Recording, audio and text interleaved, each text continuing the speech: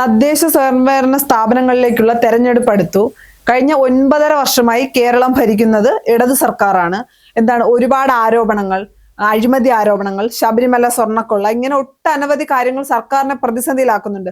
PM ശ്രീയിൽ ഒപ്പുവെച്ചത്, അങ്ങനെ ഒരുപാട് വിഷയങ്ങൾ സർക്കാരിനെ പ്രതിസന്ധിയിലാക്കുന്നുണ്ട്. അപ്പോ ഒരു സർക്കാർ വിരുദ്ധ അല്ലെങ്കിൽ ഒരു ഭരണവിരുദ്ധ വികാരം കേരളത്തിൽ നിലനിൽക്കുന്നില്ലേ?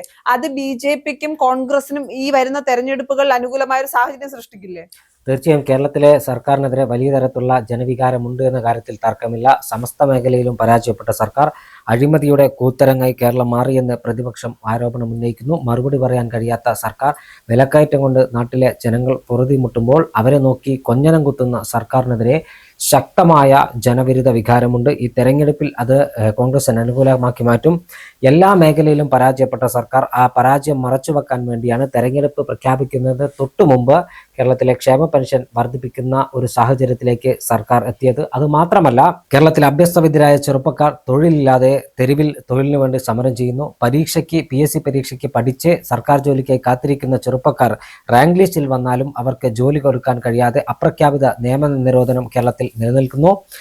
പിൻവാതിൽ നിയമനം നിത്യേന തുടരുകയാണ്. CPM-ന്റെയും DYFI-യുടെയും SFI-യുടെയും കൊടിപിടിക്കുന്നവരെ മാത്രം സർക്കാർ സർവീസിലേക്ക് പിൻവാതിലൂടെ തിരികെ കയറ്റുന്ന സർക്കാർ നീക്കത്തിനെതിരെ യുവജനങ്ങളുടെ വലിയ രോഷം അണുപൊട്ടിയൊഴുകുകയാണ്.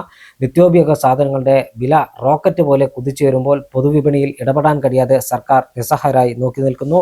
കേരളത്തിന്റെ പൊതുകടം കോടിക്കണക്കിന് രൂപയായിട്ടും ആ പൊതുകടം മറികടക്കാൻ ഒന്നും ചെയ്യാൻ കഴിയുന്നില്ല. മദ്യത്തിലും ലോട്ടറിയിലും മാത്രം ആനന്ദം കണ്ടെത്തുന്ന ഒരു സർക്കാരാണ് കേരളം ഭരിച്ചുകൊണ്ടിരിക്കുന്നത്. ആരോഗ്യ മേഖല താറുമാറായ അവസ്ഥ, ആരോഗ്യ സ്ഥാപനങ്ങൾ ഇടിഞ്ഞു പൊളിഞ്ഞു വീണ് കേരളത്തിൽ ആളുകൾ മരണപ്പെടുന്ന സാഹചര്യം, എല്ലാ മേഖലയിലും, വിദ്യാഭ്യാസ മേഖലയിൽ സ്വകാര്യ കുത്തകകൾക്ക് തീരെഴുതിയ ഒരു സർക്കാർ, എല്ലാ മേഖലയിലും, സമസ്ത മേഖലയിലും പരാജയപ്പെട്ട സർക്കാരിനെതിരെ ശക്തമായ പ്രതിഷേധം കേരളത്തിൽ അലയടിച്ചുകൊണ്ടിരിക്കുകയാണ്. രണ്ടാം തവണ സർക്കാർ അധികാരത്തിൽ വരുന്നതിന്റെ പ്രധാന കാരണമായിട്ട് പറയുന്നത് കിറ്റ് നൽകി വോട്ട് വാങ്ങിയെന്നാണ്. അപ്പൊ അതുപോലെ അന്ന് കിറ്റ് ആയിരുന്നെങ്കിൽ ഇപ്പൊ ക്ഷേമ പെൻഷൻ കൂട്ടിയത് അതിന്റെ അടിസ്ഥാനത്തിലല്ലേ? അങ്ങനെ ഒരു തുടർ ഭരണം വീണ്ടും നടത്താം, അല്ലെങ്കിൽ തുടർ ഭരണം വരാൻ വേണ്ടിയിട്ടല്ലേ? തീർച്ചയായും തെരഞ്ഞെടുപ്പ് മുന്നിൽ കണ്ടുകൊണ്ടതാണ് തന്നെയാണ് ഇത്തരത്തിൽ ഒരു പെൻഷൻ ഉൾപ്പെടെയുള്ള വർധനവിലേക്ക് സർക്കാർ എത്തിയത് എന്ന കാര്യത്തിൽ ഒരു തർക്കവുമില്ല. ജനങ്ങളുടെ കണ്ണിൽ പൊടിയിടാണ്. പാവപ്പെട്ടവർക്ക് പെൻഷൻ ലഭിക്കുന്നതിൽ ഒരു രാഷ്ട്രീയ പാർട്ടിയും കേരളത്തിൽ എതിരല്ല. പക്ഷേ പാവപ്പെട്ടവരെ പെൻഷൻ കൂട്ടി നൽകി അവരെ ചതിക്കുന്ന ഒരു സമീപനമാണ് സർക്കാരിന്റെ ഭാഗത്തുനിന്നും ഉണ്ടാകുന്നത്. അമ്പലപ്പുഴ പാൽപ്പായസം കോളാമ്പിയിൽ വിളമ്പി കൊടുക്കുന്നത് പോലെയാണ് സംസ്ഥാന സർക്കാർ ഇപ്പോൾ നിലപാട് സ്വീകരിക്കുന്നത്.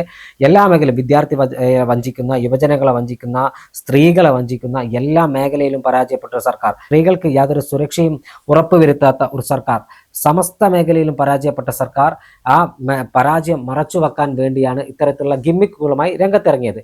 എന്നാൽ ഇതെല്ലാം കേരളീയ സമൂഹം കാണുമെന്ന കാര്യത്തിൽ ഒരു തർക്കവുമില്ല. തദ്ദേശ സ്വയംഭരണ സ്ഥാപനങ്ങളിലേക്കുള്ള തെരഞ്ഞെടുപ്പിൽ കനത്ത തിരിച്ചടിയാണ് ഇടതുമുന്നണിക്ക് വരാനിരിക്കുന്നത്. അതുമാത്രമല്ല, തദ്ദേശ സ്ഥാപനങ്ങളിലേക്കുള്ള ഫണ്ട് വെട്ടിക്കുറച്ച് തദ്ദേശ സ്ഥാപനങ്ങളെ ഞെക്കിപ്പിഴിഞ്ഞ് കൊല്ലുന്ന ഒരു സർക്കാർ കൂടിയാണ് കേരളം ഭരിക്കുന്നത്. ഇതിനെതിരായ പ്രതിഷേധം അലയടിക്കും എന്നതിലും തർക്കമില്ല. വലിയ പ്രതിഷേധം കേരളത്തിലെ വോട്ടർമാർക്കുണ്ട്. ആശാ വർക്കർമാരുടെ സമരം കേരളം കണ്ടതാണ്. കേരളത്തിൽ സമാനതകളില്ലാത്ത സ്ത്രീ മുന്നേറ്റമാണ് നടന്നത് എന്ന കാര്യത്തിൽ തർക്കമില്ല. എല്ലാ മേഖലയിലും പരാജയപ്പെട്ട സർക്കാരിനെതിരെ വലിയ ജനരോഷമാണ് നിലനിൽക്കുന്നത്. കേരളത്തിൽ സാധാരണക്കാരായ ആളുകൾ ആശ്രയിക്കുന്ന സർക്കാർ ആശുപത്രികളുടെ അവസ്ഥ അതിദയനീയമാണ്. ഒരു ഹൃദയ ശസ്ത്രക്രിയ നടത്തണമെങ്കിൽ ഉപകരണങ്ങളില്ലാത്ത ആശുപത്രി, പാരസെറ്റമോൾ പോലും ലഭ്യമാക്കാത്ത തരത്തിൽ സർക്കാർ ആശുപത്രികൾ കൂപ്പുകുത്തി, വിദ്യാലയങ്ങൾ ഇടിഞ്ഞു പൊളിഞ്ഞു വീഴുന്ന സാഹചര്യം, വിദ്യാലയങ്ങൾ ഉച്ചഭക്ഷണത്തിന് വലിയ മെനു സർക്കാർ തയ്യാറാക്കി നൽകിയെങ്കിലും ആവശ്യമായ ഫണ്ട് അനുവദിക്കാത്തതിനെ തുടർന്ന് അധ്യാപകർ നട്ടം തിരിയുന്ന കാഴ്ച കേരളത്തിൽ കണ്ടുകൊണ്ടിരിക്കുകയാണ്. വിദ്യാർത്ഥികളുടെ സ്കൂൾ വിദ്യാഭ്യാസം താറുമാറാക്കിയ സർക്കാർ, ഉന്നത വിദ്യാഭ്യാസ മേഖല ആന കയറിയ പിഞ്ഞാണക്കട പോലെയാക്കിയ സർക്കാർ, സ്വാശ്രയ വിദ്യാഭ്യാസ മേഖല പൂർണ്ണമായും സ്വകാര്യ കുത്തകകൾക്ക് തീരെഴുതിയ സർക്കാർ, അതോടൊപ്പം തന്നെ ജോലി ലഭ്യമാക്കാൻ കഴിയാത്ത സർക്കാർ, കേരളത്തിലെ മുഴുവൻ മേഖലയിലും, സമസ്ത മേഖലയിലും പരാജയപ്പെട്ട സർക്കാർ, വെള്ളക്കരം വർദ്ധിപ്പിച്ച, വൈദ്യുതി ചാർജ് വർദ്ധിപ്പിച്ച, ബസ് ചാർജ് വർദ്ധിപ്പിച്ച, എല്ലാ വർധനവും മാത്രം തൊഴിലാക്കിയ സർക്കാർ, ഇതെല്ലാം ജനങ്ങളുടെ മേൽ അടിച്ചേൽപ്പിച്ച് ജനങ്ങൾക്ക് പെൻഷൻ എന്ന പേരിൽ ഒരു 400 രൂപയോ 300 രൂപയോ കൂട്ടിക്കൊടുത്താൽ അത് ജനങ്ങൾ തിരിച്ചറിയുമെന്ന കാര്യത്തിലും തർക്കമില്ല.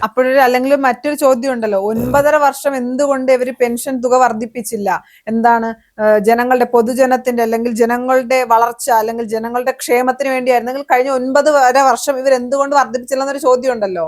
തീർച്ചയായും ചില വർധനം ഉണ്ടായിട്ടുണ്ട് എന്നൊരു യാഥാർത്ഥ്യമാണ് മറച്ചു വെക്കില്ല. പക്ഷേ ഇപ്പോൾ ഉണ്ടായിരിക്കുന്ന വർധനവ് കേരളത്തിലെ ജനങ്ങളെ കബളിപ്പിക്കാനാണ്. തദ്ദേശ സ്വയംഭരണ സ്ഥാപനങ്ങളിലേക്കുള്ള തെരഞ്ഞെടുപ്പ് മുന്നിൽ കണ്ടാണ്. കാരണം സർക്കാരിന്റെ വികസന പ്രവർത്തനങ്ങളോ സർക്കാരിന്റെ നേട്ടങ്ങളോ സർക്കാരിന്റെ ക്ഷേമ പ്രവർത്തനങ്ങളോ വോട്ടാക്കി മാറ്റാൻ കഴിയില്ല, അല്ലെങ്കിൽ അത് ചോദിച്ച് വോട്ട് അഭ്യർത്ഥിക്കാൻ കഴിയില്ല എന്ന തിരിച്ചറിവിലാണ് ഇത്തരമൊരു ഗിമ്മിക്കുമായി സർക്കാർ ഇറങ്ങിയിരിക്കുന്നത്.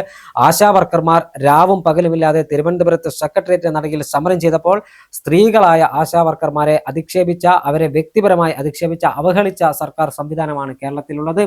ഇത്തരത്തിൽ എല്ലാ മേഖലയിലും പരാജയപ്പെട്ട ഒരു സർക്കാരിനെതിരായ വലിയ ജനവിധി കേരളത്തിൽ ഉണ്ടാകും. കേരളത്തിലെ ജനങ്ങൾ അഭ്യസ്തവിദ്യരായ ജനങ്ങളാണ്.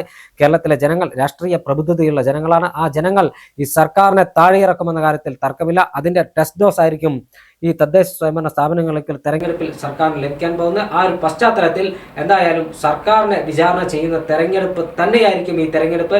ലൈഫ് ഭവന പദ്ധതിയിൽ പോലും പുതുതായി ഒരാൾക്ക് വീട് അനുവദിച്ച് നൽകാൻ കഴിയാത്ത സർക്കാരിനെതിരായ വിധിയെഴുത്ത് തെരഞ്ഞെടുപ്പിൽ ഉണ്ടാകും. ആ വിധിയെഴുത്തിന്റെ ഗുണം ലഭിക്കാൻ പോകുന്നത് കോൺഗ്രസിനാണ്.